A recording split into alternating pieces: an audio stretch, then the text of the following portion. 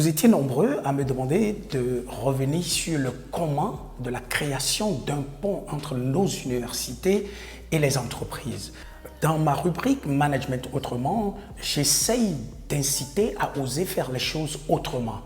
Il s'agit d'un programme innovant dont je vous détaille les étapes. L'étape numéro 1, c'est pour les décideurs de faire une étude approfondie sur les secteurs à même d'impulser le développement dans le pays. Et ça ne fait aucune innovation puisque je sais que dans plusieurs pays africains, ce type d'études existe déjà. Et comme j'aime le dire, notre problème en Afrique, ce n'est pas notre capacité à faire des études, notre capacité à développer des documents de stratégie, de développement, mais notre problème, c'est notre piètre capacité d'exécution. L'étape numéro 2, c'est la création de beaucoup d'entreprises dans ces secteurs porteurs de développement. Mais nous ne parlons pas seulement d'incitation à la création d'entreprises, mais nous parlons aussi de leur accompagnement à la survie et au développement au-delà d'une période de 5 ans.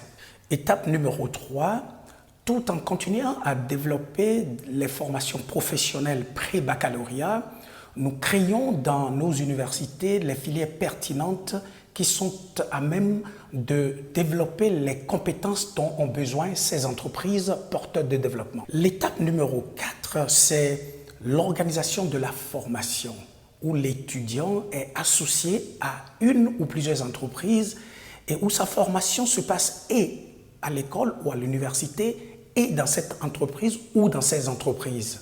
Et ceci pendant 3 ans où l'étudiant obtient sa licence. Et après sa licence, l'étudiant qui suit ce programme qu'on pourrait appeler programme pilote commence forcément à travailler avant de poursuivre ses études. Mais cela suppose une fois encore qu'il y a une batterie d'incitation aux entreprises pour recruter ces apprenants ayant la licence. Donc désormais, c'est en travaillant que les apprenants poursuivent leurs études à 80-90%. Pendant ce temps, nous sommes en train de fermer progressivement les filières qu'on peut appeler non productives. Le curriculum est donc bâti de sorte que c'est toujours en travaillant que l'apprenant identifie son sujet de master qu'on peut appeler master opérationnel ou professionnel si vous voulez.